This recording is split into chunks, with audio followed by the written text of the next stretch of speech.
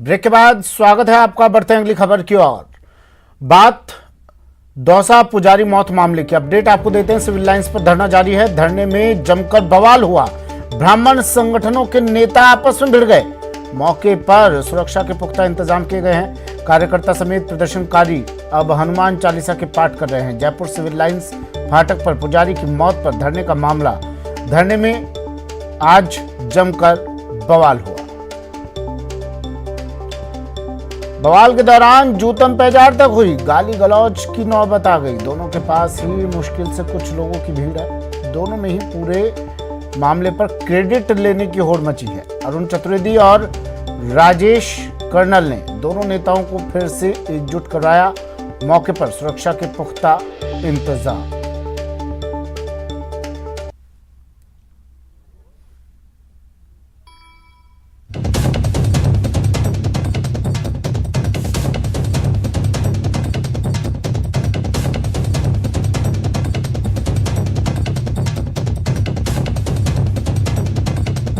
महुआ में पुजारी की मौत के बाद उसका शव अब सिविल लाइन फाटक पर अपने अंतिम संस्कार की बाट जो रहा है। प्रदर्शनकारी इस शव को रखकर पिछले 24 घंटे से यहां पर प्रदर्शन कर रहे हैं और अब अलग अलग संगठन के लोग भी इस धरने में जुड़ते जा रहे हैं।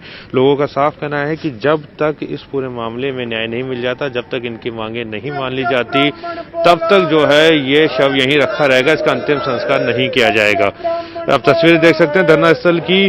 रात भर से यहाँ लोग मौजूद थे। हालांकि लोगों की संख्या कम थी, लेकिन अब धीरे धीरे इनकी संख्या बढ़ती गई। वहीं दूसरी तरफ टेंट लगा हुआ है जहां पर बीजेपी के जो नेता हैं वो यहाँ पर मौजूद हैं और वो यहाँ पर इस धरने में इनके साथ शामिल है। महुआ के पुजारी की जो मौत है वो तकरीबन 8 दिन पहले हो गई थी।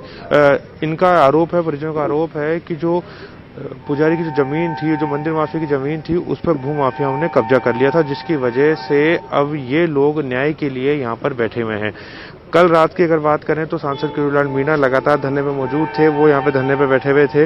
रात भर उन्होंने यहाँ गुजारी है। बगरू के पूर्व विधायक है कैलाश वर्मा, वो यहाँ पर मौजूद थे।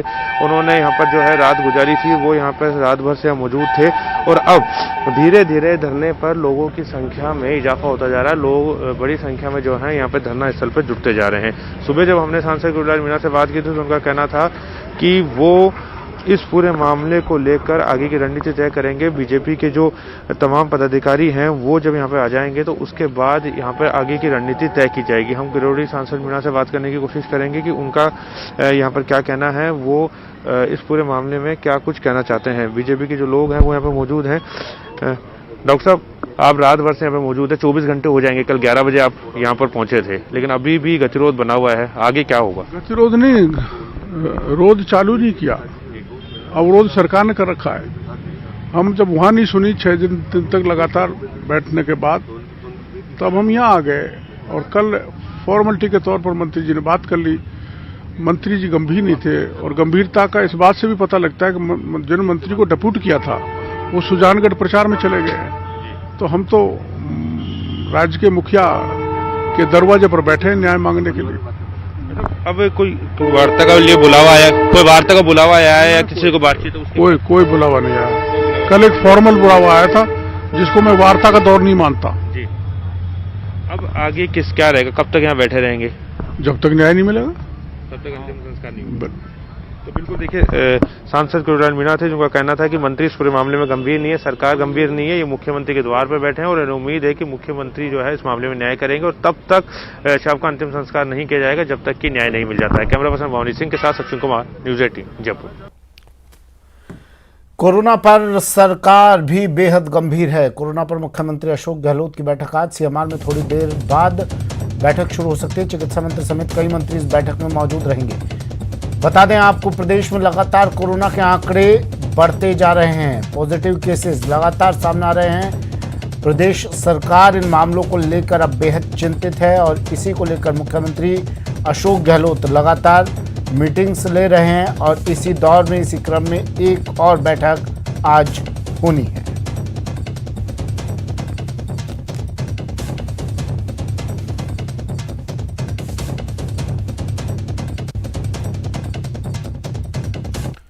और जयपुर से बड़ी खबर, ग्रेटर निगम ने 5 क्षेत्रों को किया माइक्रो कंटेनमेंट घोषित।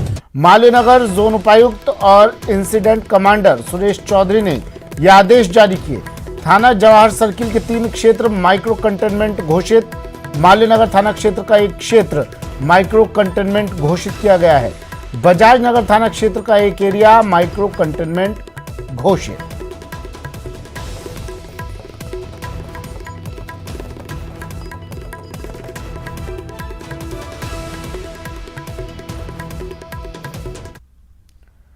अलवर जिले के रामगढ़ कस्बे में कर्फ्यू के बाद दुकानें खोलने पर 4 दुकानों को 72 घंटे के लिए सीज कर दिया गया। कोविड गाइडलाइन का उल्लंघन करने पर रामगढ़ एसडीएम कैलाश चंद्र शर्मा ने इस कार्रवाई को अंजाम दिया। यहां कोरोना महामारी को देखते हुए जिला कलेक्टर नन्नूमल पहाड़िया ने जिले में रात्रि कर्फ्यू लगाया है। यहां रात 8 बजे से 6 बजे तक नाइट कर्फ्यू लगा हुआ है। इस दौरान आवश्यक सेवाओं को छोड़कर सभी दुकानें बंद रहेंगी, लेकिन यहां नाइट कर्फ्यू का उल्लंघन किया गया। रात 8:45 पर उपखंड अधिकारी और थानाधिकारी रामनिवास मीणा पुलिस जाब्ते के साथ जांच के लिए पहुंचे तो कई दुकानें खुली हुई पाई गई, जिसके बाद 4 दुकानों को 72 घंटे के लिए सील कर दिया गया।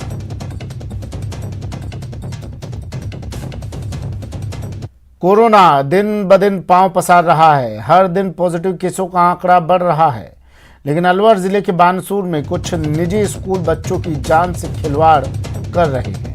यहाँ स्कूल संचालक बच्चों को जबरन स्कूल बुलाने के लिए दबाव बना रहे हैं, वो भी बिना मास्क के। देखिए इन मासूमों को जो जबरदस्ती स्कूल बुलाए गए हैं। आपको बता दें कि यहाँ पर जिला कलेक्टर और राज्य सरकार ने कोरोना के बढ़ते मामलों को देखते हुए 1ली से 9वीं क्लास तक बंद करने का फैसला लिया है, लेकिन बावजूद इसके बानसूर में प्रशासन के आदेश की धज्जियां उड़ाई जा रही हैं।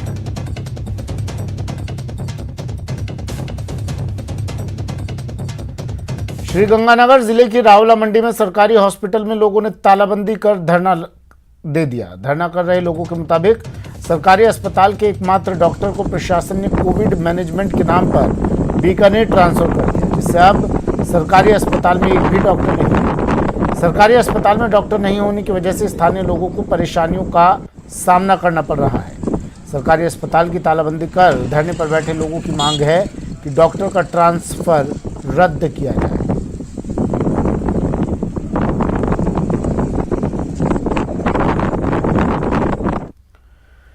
देश विदेश में कोरोना से हाहाकार मचा है। मास्क और 2 गज की दूरी पर लगातार जोर दिया जा रहा है। लोग बचने के लिए वैक्सीन सेंटर पर पहुंच रहे हैं, लेकिन जब वैक्सीन सेंटर पर ही लापरवाही नजर आए तो क्या कहा जाए। ये तस्वीरें अलवर जिले के रामगढ़ में कोरोना वैक्सीनेशन सेंटर की है। यहाँ कोविड गाइडलाइन की धज्जियां खुद महिला कर्मचारी ही उड़ा रही हैं। सेंटर पर बिना मास्क लगाए महिला कार्मिक रजिस्ट्रेशन करती रहीं। इतना ही नहीं, जब उनसे बिना मास्क के ड्यूटी करने के बारे में सवाल किया गया तो महिला कर्मचारियों ने साफ साफ कहा कि उन्हें नहीं होगा कोरोना। इसके बाद उच्च अधिकारियों ने इस मामले में शिकायत की गई और ब्लॉक सीएमएचओ और सीबीईओ मौके पर पहुंचे और महिला कर्मचारियों को जमकर लताड़ लगाई। उन्हें मास्क पहनने के लिए सख्त चेतावनी दी गई। आज 2 जो हमारे शिक्षक हैं, ये पंचायत प्रारंभिक शिक्षा अधिकारी रामगढ़ के द्वारा जिनको यहाँ भेजा गया था, वक्त निरीक्षण ये देखने में आया वो लोग मास्क लगाए हुए नहीं थे।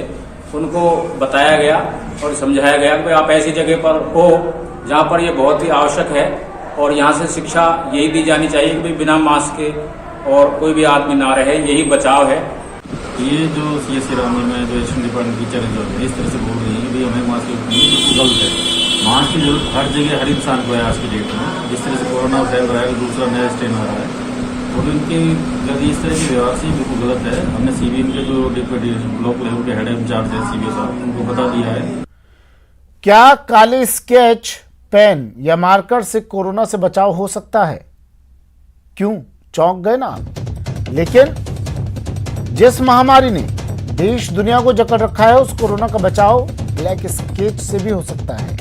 ये दावा है कोटा टेक्निकल यूनिवर्सिटी में फिजिक्स के लेक्चरर एचडी प्रसाद का। उनके मुताबिक परमानेंट ब्लैक मार्कर से हाथों की उंगलियों के 8 जॉइंट पर दिन में 3 बार निशान बनाने से कोरोना संक्रमण से बचा जा सकता है। कोरोना से इलाज का यह अनोखा नुस्खा अब सोशल मीडिया पर भी खूब वायरल हो रहा है। चारों तरफ काला करना है। देखिए कैसे करते हैं हम। लेफ्ट हैंड के स्मॉल फिंगर के चारों ओर टॉप ज्वाइंट, फिर मिडिल ज्वाइंट, स्मॉल फिंगर के मिडिल ज्वाइंट थोड़ा मोटा सा ही बनाइए जिसमें कि पूरा ज्वाइंट कवर हो जाए। 8 ज्वाइंट पे ब्लैक स्केच परमानेंट मार्कर से रंगने से कोरोना से आपका बचाव होगा। कोरोना आपके शरीर पे अटैक नहीं करेगा, प्रिवेंटिव मेजर है। और जिसको कोरोना हो गया है उसका रिकवरी रेट बहुत फास्ट बढ़ जाएगा, लेकिन दिन भर में कम से कम 3 बार इसके ब्लैक स्केच पेन से 8 ज्वाइंट पे रोज़ लगाना है। तीसरे से चौथे दिन जा कर के वो नेगेटिव आ जाएगा और कोरोना से बहुत सफलतम इलाज कलर द्वारा, ब्लैक कलर द्वारा एक्यूप्रेशर के माध्यम से संभव है। शिक्षा मंत्री गोविंद सिंह डोटासरा ने आज स्कूल समय में ज्ञापन देने आए शिक्षकों को जमकर फटकार लगाई। 4 स्कूलों के शिक्षक अपनी मांगों को लेकर शिक्षा मंत्री के आवास पर पहुंचे थे, लेकिन मंत्री जी ने न सिर्फ फटकार लगाई बल्कि कहा कि बच्चों की पढ़ाई के समय में आप आवास पर क्यों आए। जिसके बाद शिक्षा मंत्री ने अपने पीए को आदेश दिया कि जो शिक्षक छुट्टी लेकर नहीं आए हैं उनके बारे में अधिकारियों को निर्देश दो कि उन सबको सस्पेंड किया जाए। इसके साथ ही मंत्री ने कहा कि अगर कोई ज़रूरी विषय हो तो उसे लेकर कभी भी कोई भी कर्मचारी मिल सकता है, लेकिन बिना किसी ज़रूरी बात के स्कूल समय में अगर कोई शिक्षक या व्याख्याता आया तो उसके खिलाफ कार्रवाई की जाएगी।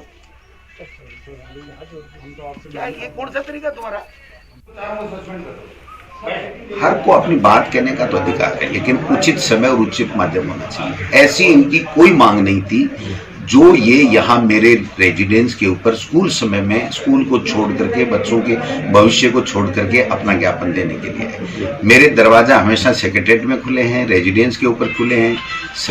संडे को मैं मिलता हूँ, तो छुट्टी के दिन अगर ये आकर के ऐसी कोई अर्जेंसी की बात होती तो मैं नहीं कहता, लेकिन ऐसी मांगे हैं जो कब पूरी होंगी पता नहीं, इनको खुद को ही पता नहीं हम क्या मांग कर रहे हैं। तो इस तरीके से फिर रोजाना अगर आकर के पढ़ाई बाधित बच्चों की कर करके अगर आएंगे तो ये अनुशासनहीनता की श्रेणी में आता है। और एक गजेटेड ऑफिसर, व्याख्याता या प्रिंसिपल, उससे उम्मीद की जाती है कि वो पहले अपनी संस्था की बात करे, पहले बच्चों के भविष्य को संभाले और उसके बाद में उसकी कोई प्रॉब्लम है तो उसकी बात करे। चूरू के रतनगढ़ में फूड पॉइजनिंग से 2 लोगों की मौत हो गई। मृतक पिता पुत्र बताए जा रहे हैं। मामला गांव मालपुर का है, जहां खेत में काम कर रहे लोगों ने खाना खाने के बाद चाय पी, जिसके बाद 8 लोगों की तबीयत खराब हो गई और उन्हें अस्पताल में भर्ती कराया गया। हालत बिगड़ने पर सभी को बड़े सेंटर रेफर कर दिया गया, जहां पर पिता पुत्र की मौत हो गई, जबकि एक युवक और एक बच्ची की हालत गंभीर बनी हुई है।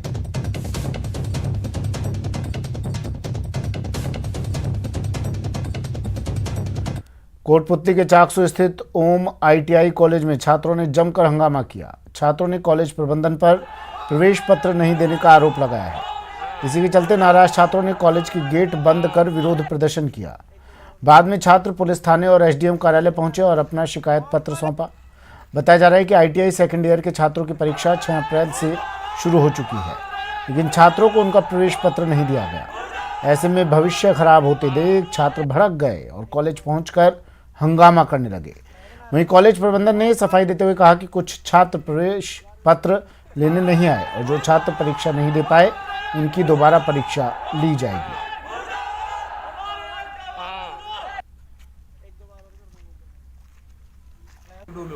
के लिए हमने बोल दिया एग्जाम जल्दी लगवाएंगे इनके पास। तो सर क्या कारण है कि एग्जाम की डेट का पता नहीं? ऑनलाइन एग्जाम थी, परमिशन लेटर आए हुए थे, टाइम नहीं मिल पाया और कुछ कारण रहेगा जिस वजह से। तो सर आप तो ये बोल रहे थे कि हमारे खुद को पता नहीं है इस चीज का, हमारे एग्जाम है, शेड्यूल एग्जाम होगा। तो सर मना क्यों किया आपने कि हमारे को पता नहीं है?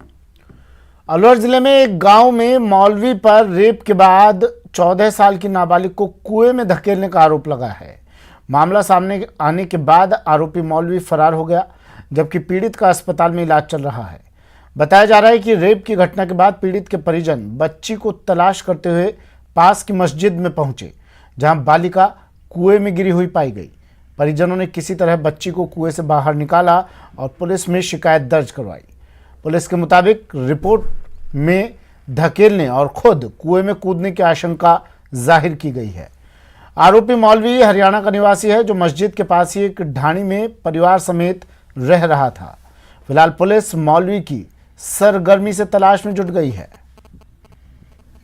मौलवी और पीड़िता दोनों एक ही जाति के हैं, तो इसके संबंध उसमें पीड़िता के साथ दुष्कर्म की घटना और फिर उसके बाद में पीड़िता मस्जिद के पास में ही एक कुएं में गिरने की घटना दर्ज हुई है।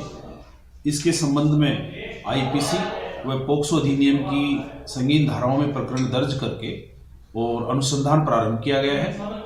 इसके क्रम में पीड़िता का मेडिकल मुआयना और चिकित्सा व्यवस्था के लिए तुरंत अस्पताल भिजवाया। फिलहाल इतना ही, दीजिए इजाजत, नमस्कार।